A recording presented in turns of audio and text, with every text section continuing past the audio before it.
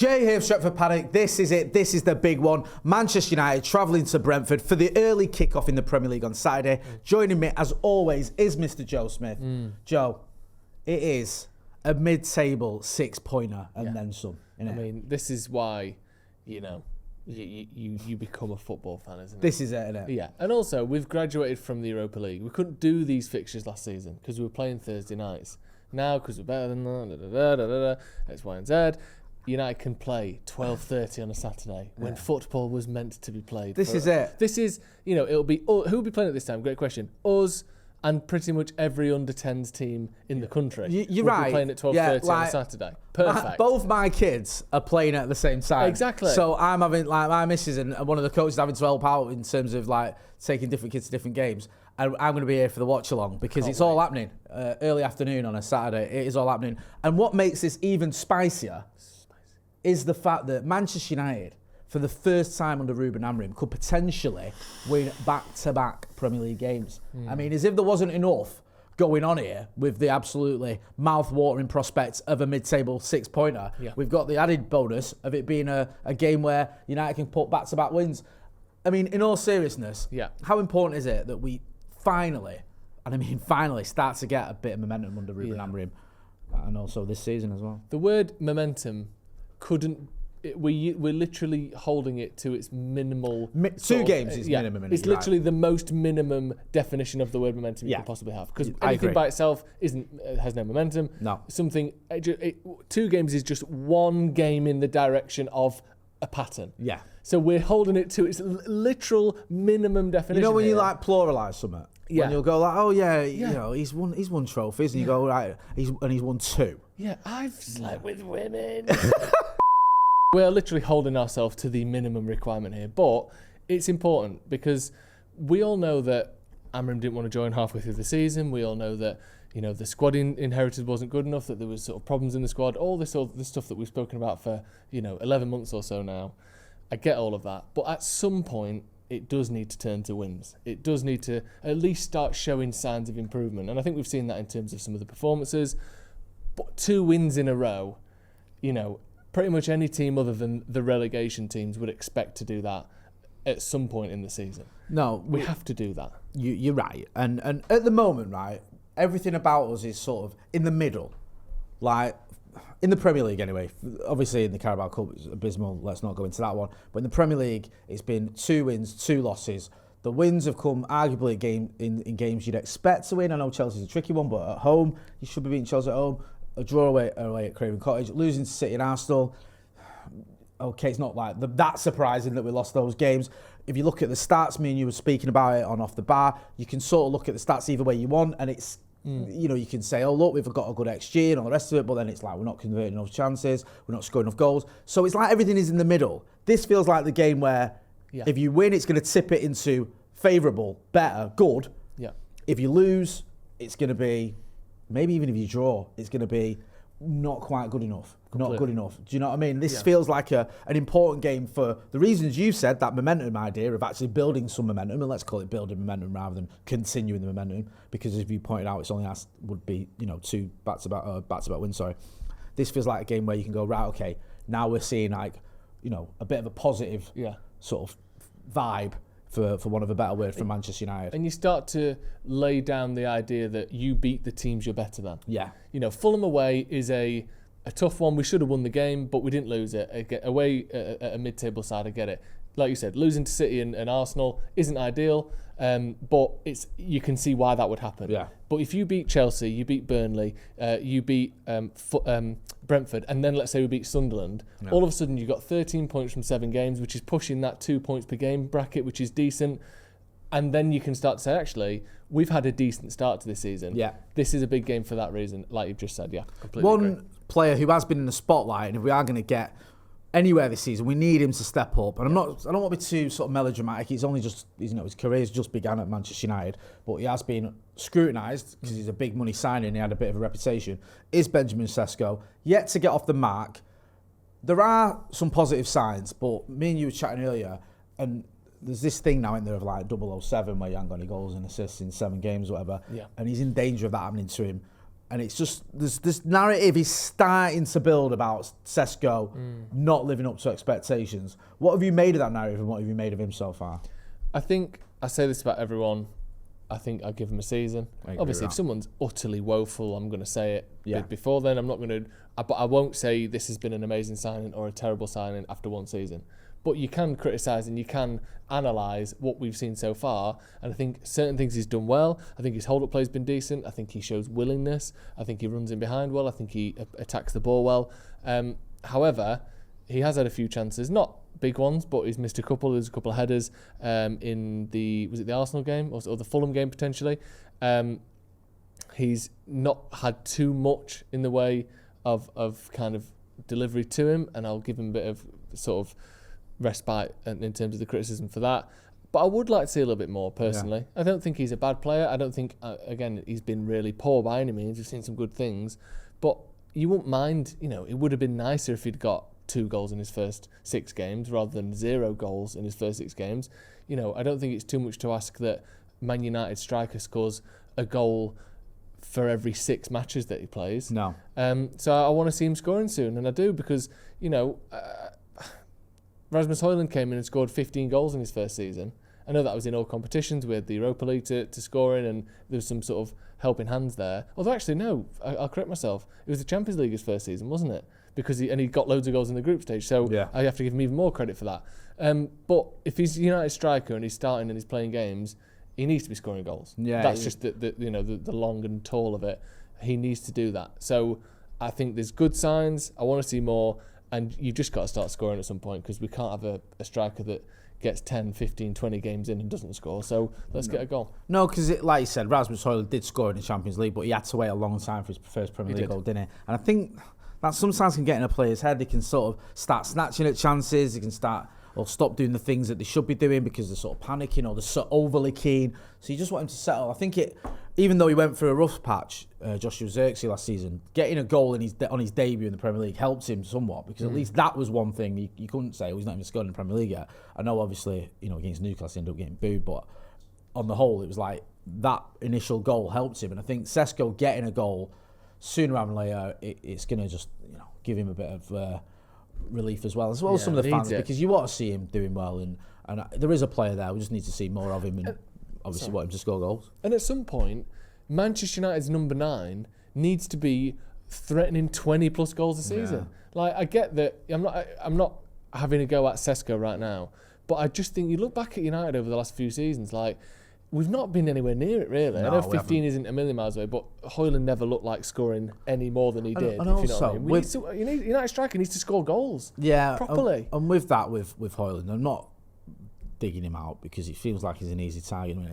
Yes, 15, 16 goals, whatever, is very good. But there's a big difference between sort of 15, 16 goals in all competitions when you've had purple patches where you've scored 5 goals in 6 games in the Champions League, then 7 goals in 6 games. And United have played like 50 odd games that season. And it's like on the paper that look, 16 goals out of 50 games, whatever it was. That's quite. But when it's coming like basically the sort of chunk of that's coming 2 spells over 2 months, and for the other 6 months you've not been that great or you've struggled a little bit. It's not ideal, is it? So we need someone who can consistently score, spread those goals out, and hopefully Benjamin Sesko can be that guy. Before we get into Predicts 11s, I want to remind everyone: film yourself in landscape for 30 seconds, giving us your score predictions and send them to paddockmatchday@gmail.com. Don't forget, it's an early kickoff on Saturday, so send them in early doors, send them in on Friday or as soon as you can, first thing Saturday morning, and we'll use that as part of our pre-match build-up on the watch-along, because it's going to be me, you and Adam McCullough for the watch-along, isn't it? You know what? Send them in now. Yeah, watch this preview. Good point. Film yourself, send it in. We love getting them. We've had quite a few of the last sort of few months, and it's been really, really good. So yeah, send them in, paddockmatchday@gmail.com, and we get featured at the start of the watch along. Thank you very much. Let's get into Predicted 11s. Yes, let's do it. Let's start with you. Okay. The first talking point, the goalkeeper. Yeah. We've recorded this before the podcast, before the presser. So for all we know, Ruben Amorim might come out and go, listen, Le Mans is in, but we don't think so. So you think he's going to go with Bayern? I think it'll be Bayern just until he has a stinker of a game. I think he's going to play. De Ligt, Maguire and Yoro. I've gone for the bigger boys. No Mazraoui, no Luke Shaw. I think Brentford, if they press, and I think if they sort of play these kind of long throws, set pieces that they like to, it's a bit of a balancing act because they're pressing and kind of high intensity has undone us a few times. I think that, what was it? Ten Hag's first season was a big example of that, wasn't it? Where Christian Eriksen got caught on the ball a little bit. David De Gea had a stinker of a game.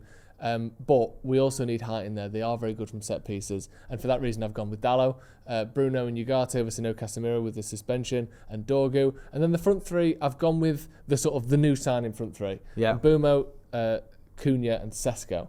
And I think Mount's back. I know that the manager likes him, but I think he'll want to see a bit more out of Sesko, and I think he'll start him. So that's my team. It would be nice to see Maine. It would be nice to see Mason Mount in there as well, but I think he's going to go sort of hard, solid players and put a bit of physicality in there. Yeah, no, I get that, and I've almost completely agree with it. I'm a little bit confused at the minute as to what Ruben Amorim's thinking, what he's going to sort of do, because it's weird, isn't it, when you've only got one game a week? Because part of you feels like that game against Chelsea, I know we had an extra man for 40 minutes, and I know, when we went out to 10 men, obviously that evened it up, so it wasn't like we were playing with fewer players than they had. Yeah. The conditions were terrible, and it probably took a little bit out of the legs, but it was a week ago. Yeah. So it's not like that should play into the manager's thinking too much. Well, I need to give him a rest because he played, 7 days ago, whatever it is. If you can't play once a week, yeah, you're not still knackered from 7 days ago. No, you're not. You're just not. So it's difficult for me because I can't quite work out who's going to get dropped and who's going to come in. Part of me feels like he's got to find a way to play Mazraoui, because it was up to me, I would. I'd love to see Mainu in there, but then I don't know if he will. I don't know if he will just sort of stick with the players that he knows. And I think Luke Shaw, I could imagine getting a bit of rest because, again, the height thing, also just overall Luke Shaw, who has been fit this season, he's injury prone, and if you get an opportunity where you perhaps don't need to start him, you probably take it. And I think the Licks, Maguire and Yoro are all very good, so I've gone a back three like you have with those.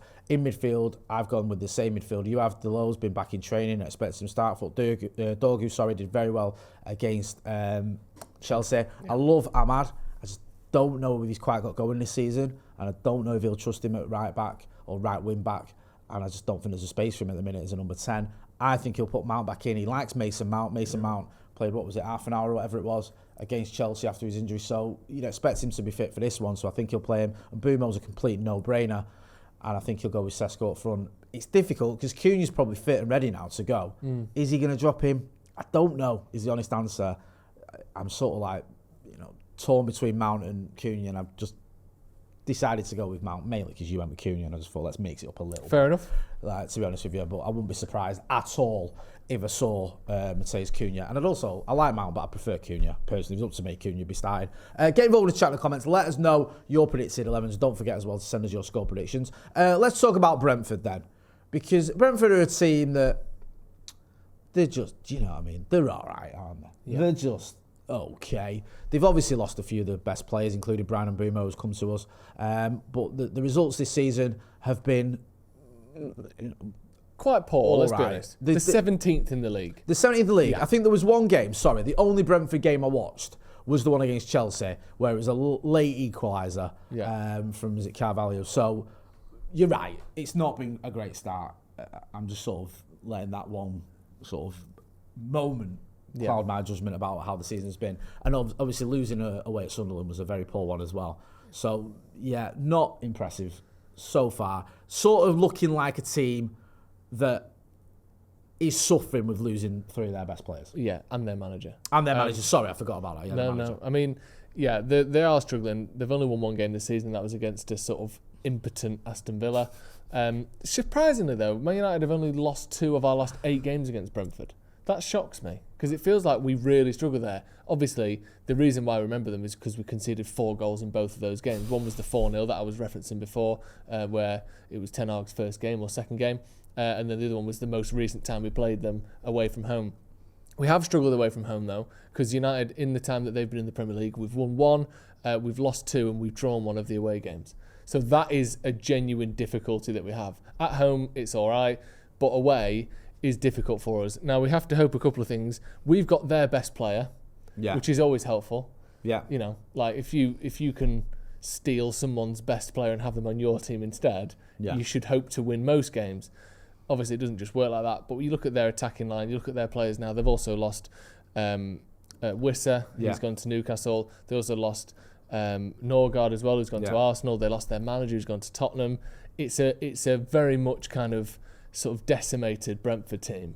United have to be winning this game. It feels like Brentford could end up going the way we've seen other teams. Like Southampton, a prime example. Remember for years Southampton had like loads of good players, sold them all, kept going, finding new ones, and we're always sort of relatively safe. And then one season it just becomes a little bit too much. So one player too many, and you get sucked into a relegation fight. I'm not talking about last season, I'm talking about a few years ago, and then get relegated. So you wonder whether this could be that season for Brentford, especially losing Thomas Frank. It's hard to keep finding sort of hidden gems over and over again. It's not easy, like, you can't just pull Wissers and Mbeumos out your arse just because you want one. You know, we all wish we had. I'm not going to go there. Out the back of us. I'm not going to go there. Let's be honest. We didn't have to go there, Jay. We were both thinking it.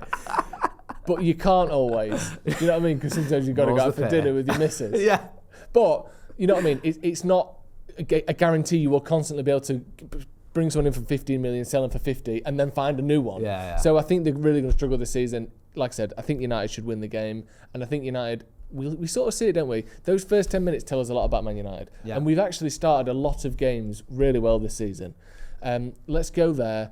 What we've had is the exact opposite. Whenever we've played them away, they give us that first 10 minutes sort of scary intensity that you think, this is going to be a long day. Let's flip it for once. Because United should a due a win there. And I think we just are a better team than them. No, I agree with everything you've said there. With all that being said then, give us your score prediction. I don't think it's going to be easy by any means, and I think our lack of goals... I want to say two things here, actually. Go on. Here's my actual prediction. I think we're going to win the game 2-1. Okay. I think it's going to be a similar case to what we saw against Fulham, against Burnley, against Chelsea even, where we're going to make a decent number of chances, score fewer than we should, but still win the game. Yeah. We didn't win all of those games, but you get my point. However, we have got a 5-0 in us. I don't know when it's going to be, but we are playing in a way where... We're going to make 3 chances in the first 10 minutes, score all of them, and then we're going to get another 2 as the game goes on against someone at some point. We could have done it against Fulham. We could have done it against Burnley, and we didn't. We could have done it against Chelsea. I know that the 10 men was a big part of that, but we could have and probably should have won that game 3-4, 5-0 against Chelsea. We are going to do that to someone. I just don't think it will be this game. So I'm going to say 2-1, but... bit of a sort of 4-5-0 as a dark horse prediction as well, if I'm allowed to. Yeah, of course you are. What are you thinking? I fancy us for this. Do you? Yeah, I think we can win this one. I'm going to go 3-0. I don't often say that about United, that we're going to beat the team comfortably, and I can't remember the last time it happened, but I think we could do it. Hopefully, Brentford will get a red card, because United are so much better. We love it. We're so much better against teams with advanced 10 men. That's the one sort of tactic that Amrin's got absolutely right. That's this part of his system he doesn't. It works perfectly. When you're playing against fewer players, we're decent. We're half decent. Half decent. We're okay. So hopefully that can happen this week. Get involved in the chat in the comments. Let us know what you think about our predicted 11s. Give us your score predictions. Send them to paddockmatchday@gmail.com. Don't forget, it's going to be me, McCullough and Joe, of course, on the watch along. Also, don't forget, there's a link in the description for all our new merch, Stretford Paddock merch. Go and check that out. Plus, look, we've got Boy Wonder there. He's got it on. Don't forget as well to check him out on the Sloppy Joe's podcast. That's been Joe Smith. I'm Jay Moy. This has been a preview. Manchester United's trip to Brentford. Thanks for watching.